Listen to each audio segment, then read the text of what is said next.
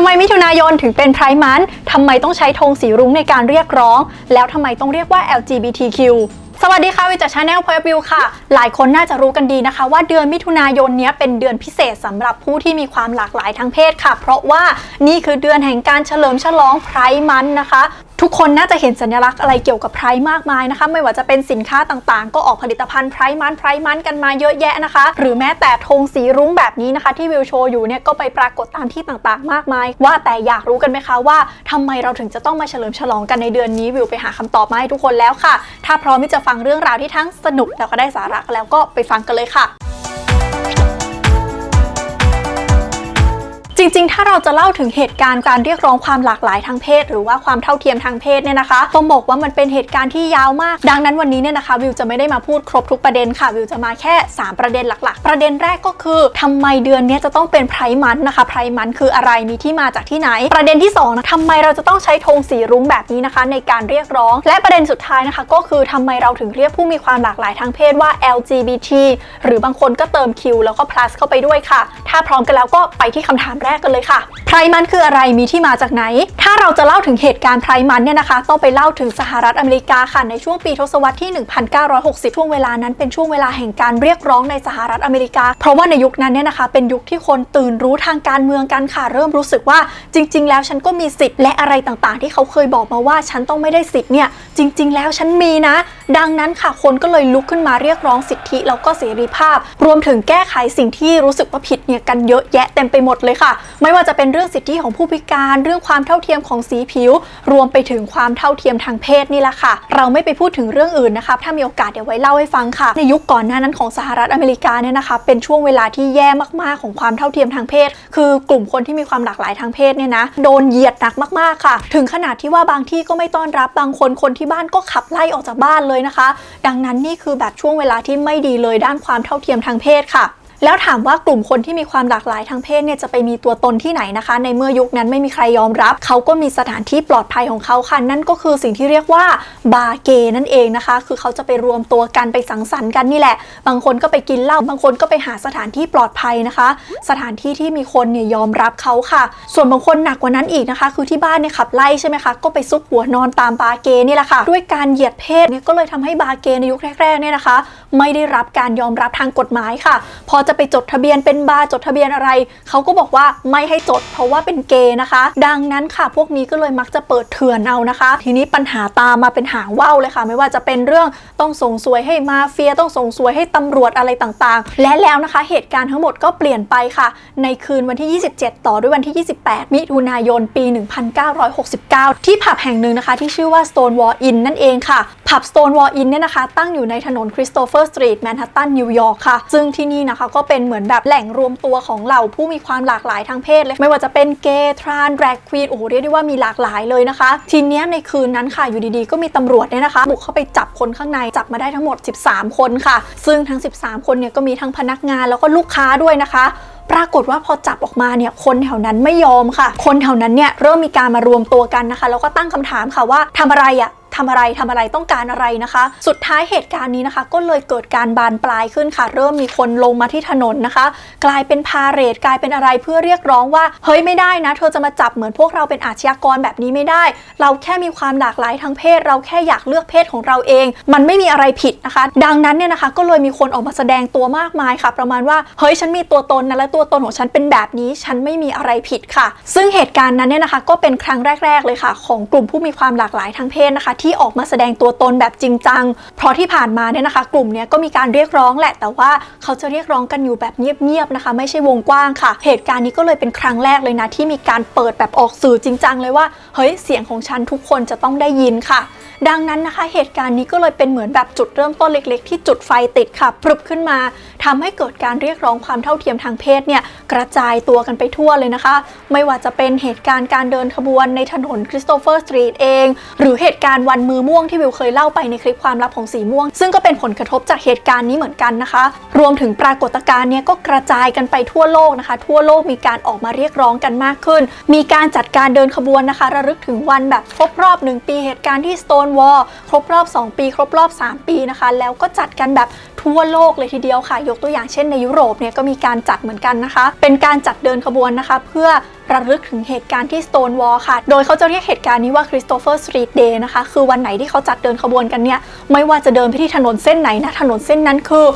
Christopher Street นะคะเพื่อระลึกถึงเหตุการณ์ Christopher Street Riot ในครั้งนั้นนี่แหละค่ะหลายคนฟังก็อาจจะรู้สึกว่ามันก็เป็นวันเดียวนี่ไม่เห็นได้เป็นเดือนไพร์มันเลยนะคะหลังจากที่มันมีการเรียกร้องวันเดียวเนี่ยมันก็มีการขยายใหญ่ขึ้นเรื่อยๆนะคะจนกระทั่งสุดท้ายเนี่ยก็กลายเป็นการเรียกร้องแบบทั้งเดือนยาวต่อเนื่องนะคะเพื่อแสดงตัวตนของกลุ่มผู้มีความหลากหลายทางเพศนั่นเองค่ะทำไมใช้สัญลักษณ์ธงสีรุ้งแน่นอนนะคะว่าเราน่าจะคุ้นเคยกันดีกับการใช้ธงสีรุ้งแบบนี้เป็นสัญลักษณ์ของ LGBT ค่ะว่าแต่รู้กันไหมคะว่าธงนี้ไม่ได้เริ่มใช้มาตั้งแต่แรกนะคะแต่จริงๆแล้วก่อนหน้านี้สัญลักษณ์ของ LGBT เนี่ยนะคะมีหลายสัญลักษณ์เลยทีเดียวค่ะโดยสัญลักษณ์หนึ่งเนี่ยนะคะเกี่ยวพันกับสงครามโลกครั้งที่2ด้วยค่ะในช่วงสงครามโลกครั้งที่2ก็มีเหตุการณ์ฮิตเลอร์ในกวาดล้างชาวยิวค่ะและถ้าใครศึกษาไปมากกว่านั้นนะคะก็จะรู้ว่าก่อนที่ฮิตเลอร์จะไปกวาดล้างชาวยิวเนี่ยก่อนที่จะฆ่าเนี่ยนะคะเขาต้องมีการลงทะเบียนชาวยิวก่อนค่ะโดยเขาจะทำสัญลักษณ์ด้วยการเอาดาวสีเหลืองเนี่ยนะคะให้เย็บติดกับเสื้อผ้าค่ะเพื่อบอกว่าคนนี้เดินไปคนนี้คือยิวคนนี้คือยิวคนนี้ไม่ใช่นะคะทีนี้ในเหตุการณ์ครั้งนั้นเนี่ยนะคะนาซีไม่ได้กวาดล้างแค่ชาวยิวค่ะแต่กวาดล้างอะไรก็ตามนะคะที่นาซีรู้สึกว่านี่ไม่ควรจะอยู่ในจักรวรรดิของฉันเลยค่ะยกตัวอย่างเช่นผู้พิการอย่างนี้นะคะเขาก็มองว่าไม่สมบูรณ์แบบก็จะต้องโดนกวาดล้างและแน่นอนนะคะอีกกลุ่มที่โดนก็คือกลุ่มผู้ที่นาซีเรียกว่าผู้เบี่ยงเบนทางเพศนี่แหละค่ะโดยกลุ่มที่มีความหลากหลายทางเพศเนี่ยนะคะเขาก็จะทำสัญลักษณ์ไว้เหมือนกันค่ะสัญลักษณ์ที่เขาจะใช้นะคะก็คือสามเหลี่ยมสีชมพูค่ะเรียกว่าไดโรซาวิงเกิลนะคะเพื่อที่จะบอกว่าคนกลุ่มนี้เนี่ยนะคะต่ำกว่ายิวซะอีกค่ะเรียกได้ว่ามีความเป็นคนน้อยที่สุดเลยนะคะดังนั้นประวัติศาสตร์ของ LGBT เนี่ยน่าสงสารมากจริงๆค่ะจากเหตุการณ์นั้นเนี่ยนะคะเมื่อเกิดการเรียกร้องสิทธิความเท่าเทียมทางเพศขึ้นกลุ่มคนที่มีความหลากหลายทางเพศเนี่ยเขาก็เลยเอาสัญลักษณ์สามเหลี่ยมสีชมพูเนี่ยเอามาใช้เพื่อเป็นสัญลักษณ์ของกลุ่มค่ะเพื่อบอกว่าฉันยังจำได้นะว่าในอดีตฉันเคยโดนกระทำอะไรบ้างฉันเจ็บช้ำยังไงและเราจะไม่ให้เหตุการณ์นั้นเกิดขึ้นซ้ำอีกครั้งค่ะอย่างไรก็ตามนะคะกลุ่มผู้มีความหลากหลายทางเพศเนี่ยก็ใช้สัญลักษณ์และสีกันแตกต่างกันมากมายนะคะจนกระทั่งปี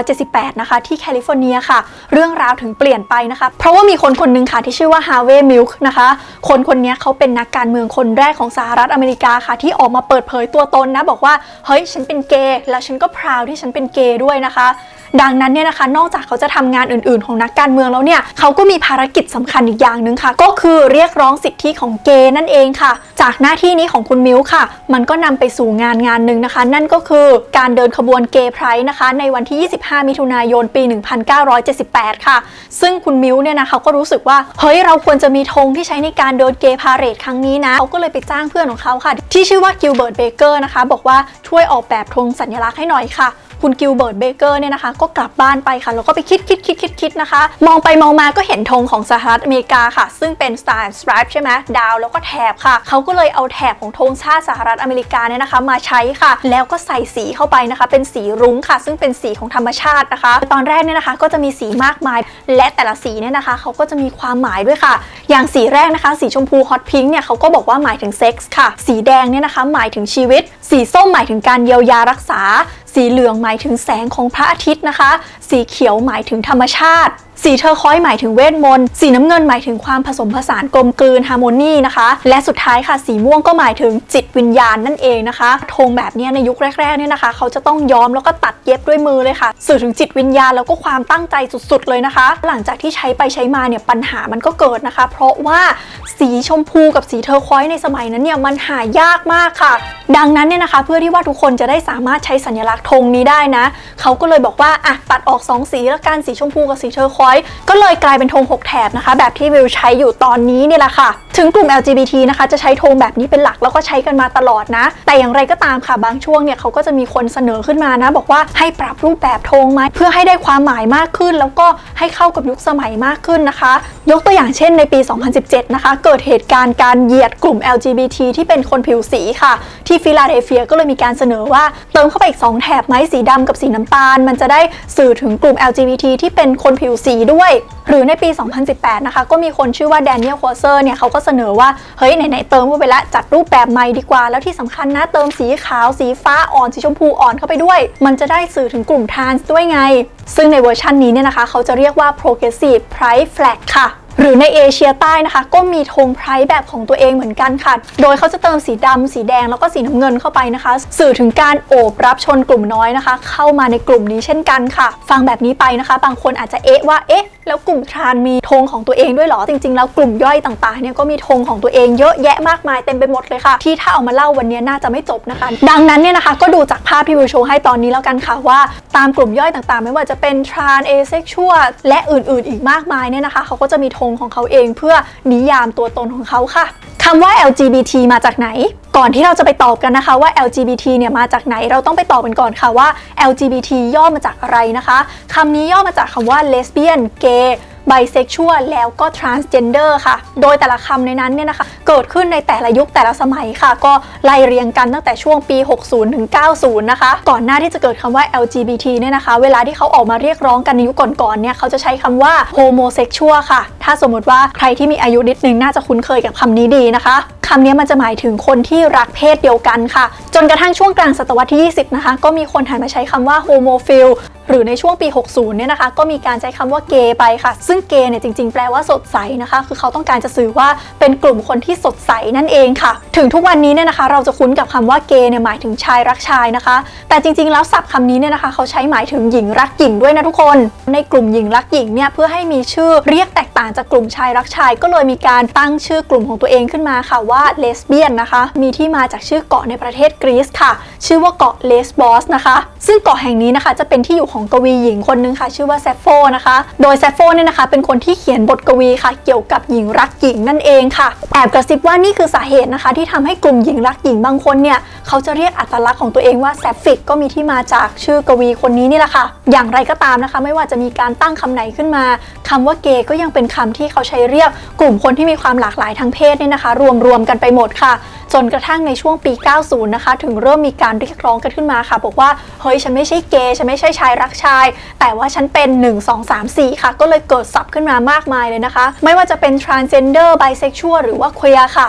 อย่างคำว่า transgender เนี่ยนะคะก็เริ่มต้นจากกลุ่มคนที่รู้สึกว่าฉันไม่อยากโดนเรียกว่าเป็นผู้ชายหรือผู้หญิงกลุ่มใดกลุ่มหนึ่งแต่ว่าต่อมานะคะคำศัพท์ของคำว่า transgender เนี่ยความหมายเปลี่ยนค่ะกลายเป็นหมายถึงคนที่ไม่รู้สึกอยากเป็นเพศที่ตัวเองเกิดมาค่ะในขณะที่คนที่บอกว่าฉันไม่ได้เป็นเพศใดเพศหนึ่งเนี่ยนะไม่อยากโดนจำกัดอยู่ในอัตลักษณ์ของเพศใดเพศหนึ่งเนี่ยจะไปใช้คำว่า non binary แทนค่ะส่วนคำว่า bisexual เนี่ยนะคะก็ตามคำศัพท์เลยค่ะ bi แปลว่า2นะคะดังนั้นนี่ก็คืออัตลักษณ์ของกลุ่มคนที่มีรสนิยมทางเพศชอบได้ทั้งหญิงแล้วก็ชายนะคะบางคนเนี่ยนะคะเขาก็บอกว่า bisexual เนี่ยอาจจะหมายรวมไปถึงคนที่ชอบคนที่มีอัตลักษณ์ทางเพศอื่นๆไม่ว่าจะเป็น non binary transgender หรือว่าอื่นๆอีกมากมายเลยนะคะหรืออีกคำหนึ่งนะคะก็คือคำว่า queer นั่นเองค่ะคำว่า queer เนี่ยนะคะหมายถึงกลุ่มคนที่ตั้งคำถามกับเพศตัวเองค่ะแล้วก็อัตลักษณ์ของตัวเองว่าฉันจำเป็นต้องเป็นแบบใดแบบหนึ่งหรอฉันจะเป็นอย่างอื่นนอกจากที่สังคมบอกได้ไหมนะคะสุดท้ายแล้วเนี่ยนะคะมันคงไม่สะดวกเท่าไหร่ที่เราจะเจอใครสักคนแล้วเดินเข้าไปถามเขาว่าเฮ้ยรสนิยมทางเพศคุณเป็นยังไงเพื่อที่จะมาจำแนกนะคะว่าเขาเป็น trans เขาเป็น queer เขาเป็นอะไรต่างๆดังนั้นก็เลยมีการเอารวมกันเข้ามาค่ะเป็นตัวย่อนะคะว่ากลุ่มคนที่มีความหลากหลายทางเพศเนี่ยก็คือ LGBT นั่นเองค่ะโดยตัวย่อ LGBT เนี่ยนะคะต้องบอกว่าในปัจจุบันเนี่ยก็ยังไม่นิ่งค่ะมันยังมีเพศอื่นๆอีกมากมายนะคะที่มีนิยามเกิดขึ้นใหม่ในทุกวันไม่ว่าจะเป็น pansexual intersex asexual aromantic demisexual และอื่นๆอีกมากมายค่ะดังนั้นบางกลุ่มเนี่ยนะคะเขาก็จะใช้ตัวย่อของตัวเองไปอีกค่ะซึ่งแบบที่เราจะคุ้นเคยกันดีก็มี LGBT LGBTQ LGBTQ+ หรือบางคนก็จะเรียงกันใหม่นะคะเป็น GLBT LGBTQIA และอื่นๆอีกมากมายเลยค่ะนี่ก็เป็นสาเหตุที่หลายคนแนะนำให้ใช้เครื่องหมาย plus เข้าไปช่วยนี่แหละค่ะทั้งหมดนี้นะคะก็คือ3คำถามที่วิวหาคำตอบมาตอบให้ทุกคนค่ะอย่างไรก็ตามนะคะขอแถมนิดนึงเพราะว่าเราเป็นคนไทยใช่ไหมถ้าไม่พูดถึงประเทศไทยเลยก็คงแปลกค่ะพูดถึงการตื่นตัวเรื่องความหลากหลายทางเพศในไทยเนี่ยนะคะก็เริ่มตื่นตัวกันมาได้ประมาณ40 ปีแล้วค่ะโดยเริ่มจากในช่วงปี 2523 นะคะในช่วงนั้นเนี่ยมีการแพร่ระบาดของโรคเอดส์ค่ะซึ่งในยุคนั้นเนี่ยนะคะโรคมันแพร่แล้วก็ระบาดหนักมากในกลุ่มชายรักชายมันก็เลยมีอคติขึ้นมานะคะว่ากลุ่มชายรักชายเนี่ยเป็นตัวอันตรายแล้วก็ถูกเหยียดหนักมากๆเลยทีเดียวค่ะถึงจะเป็นข้อเสียที่ทำให้โดนเหยียดนะคะแต่ในอีกแง่นึงค่ะเหตุการณ์นี้ก็เลยทำให้เรื่องความหลากหลายทางเพศเนี่ยนะคะมีการหยิบขึ้นมาพูดกันมากขึ้นในสังคมไทยค่ะดังนั้นเนี่ยนะคะกลุ่มคนที่มีความหลากหลายทางเพศในประเทศไทยเนี่ยก็เลยเริ่มมีตัวตนขึ้นมานะคะไม่ได้เป็นเรื่องลับในเงามืดอีกต่อไปนะคะและที่สำคัญค่ะ เมื่อมีคนออกมาพูดมากขึ้นออกมาเหยียดเกย์มากขึ้นนะคะก็เลยมีคนออกมามากกว่าเดิมค่ะเพื่อมาบอกว่าเฮ้ยการเป็นเกย์มันไม่ผิดมีการออกมารณรงค์สิทธิความเท่าเทียมทางเพศเนี่ยมากขึ้นแล้วก็มีหลายกลุ่มเต็มไปหมดเลยนะคะไม่ว่าจะเป็นกลุ่มกุนเกย์กลุ่มเส้นสีขาวและอีกกลุ่มหนึ่งนะคะที่ยังเข้มแข็งมาถึงทุกวันนี้เลยก็คือกลุ่มฟ้าสีรุ้งนั่นเองค่ะโดยวิธีการเคลื่อนไหวในไทยเนี่ยนะคะยกตัวอย่างเช่นการให้ความรู้ว่าจะต้องทำยังไงให้ไม่ติดเอดส์ไปจนถึงการรณรงค์สร้างภาพจำใหม่ๆนะคะให้กับกลุ่มความหลากหลายทางเพศค่ะว่า